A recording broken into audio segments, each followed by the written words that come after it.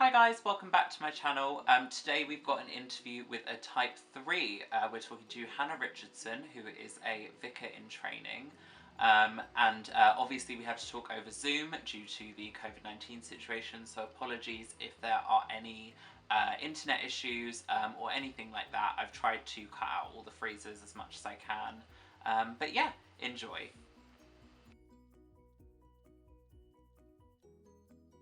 Hi, how are you? Hi, I'm fine.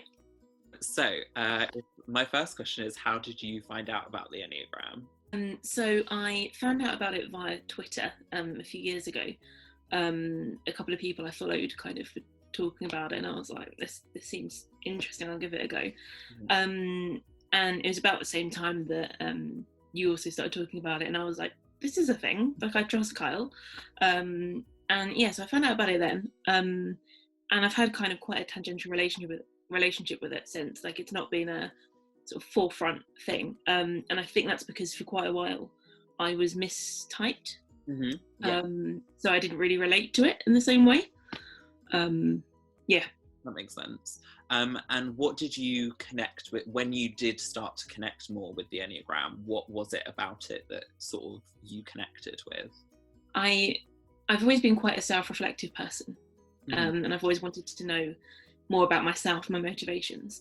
And I'd also found that quite a lot of personality typing systems were either very kind of corporate focused, quite business focused, which means that their use is limited, or they're very restrictive.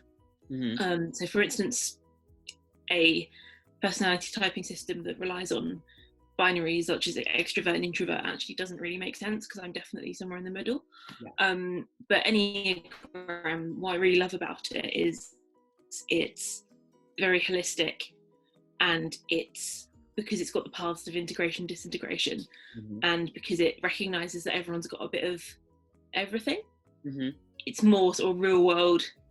This is how the world works, because not everyone is as simple as like 4 letters or whatever. Yeah, that definitely makes sense. I definitely agree with that on how the Enneagram kind of accepts that people are a combination of things. They're not just like one thing or the other. And so you were talking about how you were mistyped. So you were initially mistyped as a 1.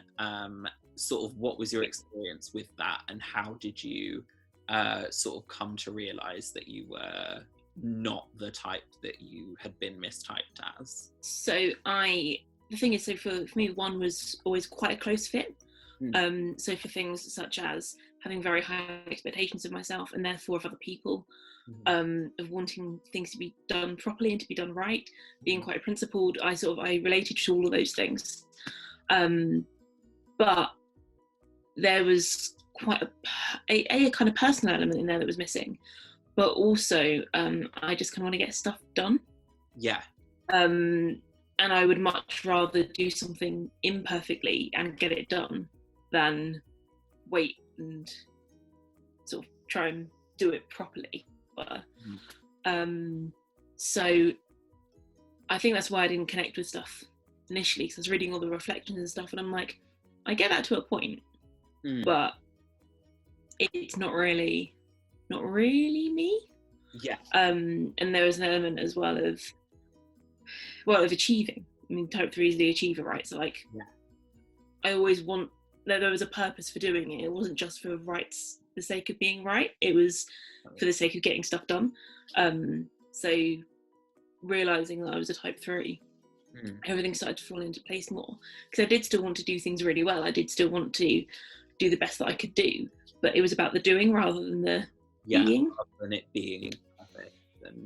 And so being the 3, your wings are the 2 and the 4. How do you think you relate to those wings? Do you kind of have one that's more dominant, or are you more sort of balanced, or?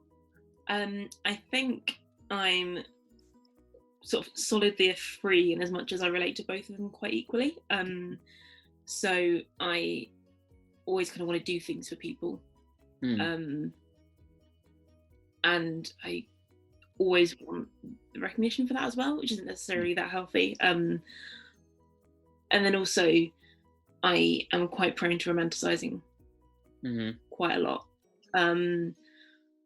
So they're kind of the two ways in which I would see that I've got either two strong wings or I'm sort of super three.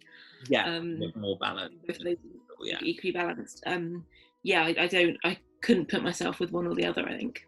That makes sense. Yeah, I think a lot of people I think that's quite common as people having more dominant wings, is that they can kind of very much be in the middle of both of them and relate to both of them.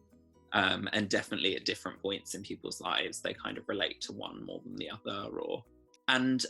So for the 3 is in the heart center, and their kind of underlying emotion is that of shame. So how do you relate to kind of that feeling and that sort of expression of that? I think I relate to it in that feelings of shame appear quite quickly. It's kind of like an initial reaction to stuff, which is something that I've been working on, because that's not ideal. It's, if I do something wrong, if I do something which I don't think's been quite good enough, I feel ashamed because I kind of know I could have done better, or I believe I could have done better, even if I couldn't have done. So I guess that's kind of how I relate to it. It's kind of like the first feeling I feel before. It'll be sort of shame or guilt, or that, like something in that kind of spiral. That definitely makes sense. Yeah. So for the 3, their social role is to be the best. Do you think that you relate to that? Like, how do you relate to that? So I wouldn't immediately put myself in that category, especially if it's people I don't know. I'm quite shy. I am quite quiet if I don't know people. I want to give off the best version of myself. I think that's probably how I would say I relate to being the best. I don't want to go in and go, I'm better at you than gymnastics. But I want to go in and be like, this is the best me. This is the best person that I can be. So I think that's how I relate to it, rather than a kind of a show-off thing. I've never been hugely showy-offy, but I've always wanted to do my best, and I think a lot of it's about integrity. And wanting to live with integrity, and in order to do that you have to kind of be the best you can be. I think that's something that people, I think, misunderstand a lot about 3s, is that they're not always, showing off. They're not always, that's not what every 3 is like. Some 3s are like that, but not every 3 is kind of always trying to show off. They're just trying to come across as they're trying to come across as the best version of themselves to others. They're not trying to always be the best in the room necessarily. They're trying to sort of be the best that they can be and live up to their expectations of what that means for them. I think you might already have kind of touched on this, but do you relate to the Enneagram? So the Enneagram title for the 3 is the Achiever, as you mentioned. So how do you relate to kind of being the Achiever? I think that I relate to the Achiever as a kind of prototype, most in terms of things which are objectively measurable, so stuff like grades or sort of specific feedback, that kind of thing. I do take to heart, and I can't really take them with a pinch of salt, because they demonstrate how good I am or how bad I am at something. And that objectivity is quite important to me. That kind of, I am at this level doing this thing. And that's been a theme throughout my life, and it has continued to be one into early adulthood as well. Yeah, I think I can definitely, knowing you, I can definitely see that within you. It was like one time we were doing our A-levels and you got a test back, and you'd gotten 90% or something on it, and you'd gotten the highest grade in the class, but you wanted to know how you could get it to 100%, and wanted to you wanted the feedback of getting it to 100%. Yeah, that is very me, because I'm like, I could be better, so what could I do to be improved? There's always room for improvement in my head. So yeah, that is very me. And how do you relate to your lines of disintegration to the 9 and the lines of integration to the 6? So one of the things which made me think, oh no, I couldn't be a 3, was the idea about disintegrating into a 9 and kind of being a peacekeeper. Because especially when I'm stressed, I kind of get very hyper 3 and kind of just want everything done, and I can get quite short and sharp. But realizing that disintegration to a 9 is more about kind of obviously the bad sides of a 9, so like if people start getting complacent or start procrastinating a lot, and that read me, that was 100% me, because if I get stressed, if I kind of lose passion for something, if I'm anxious, it will go one of either two ways. It will either go that kind of short, sharp, get it done, or it will just not happen, and I just stop caring about it. So I really associated with that. And on the positive, when I look at integration, if I'm, for instance, getting on very well with people, developing close friendships, I am incredibly loyal. And I will get upset if my friends are upset. Yeah, that makes sense. And I will be ready to, like, I'll say that if someone says that they've been upset, or if I see someone upset, I'm on the warpath. I'm like, you do that to my friend and I will forgive you. No. That's what I should say. That's what I try to do, but I can get very kind of aggressively loyal as well when there's a really good relationship. That makes sense, definitely. And then my final question is, what fictional character or characters do you feel like you relate to the most?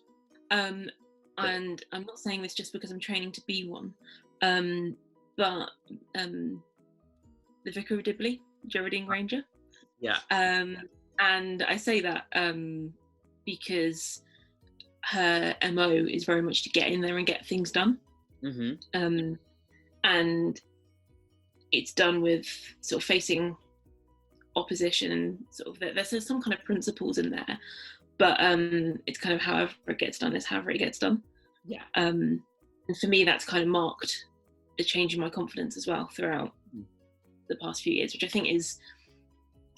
would say she's somebody to whom I relate quite strongly in terms of just the getting stuff done, and to, on the one hand, wanting to give off the best impression, but also being willing to not. That is sort of like, I would say that's kind of a relation as well. Yeah, that makes sense. So is there anything else that you want to say about the Enneagram, about your type specifically, about anything like that?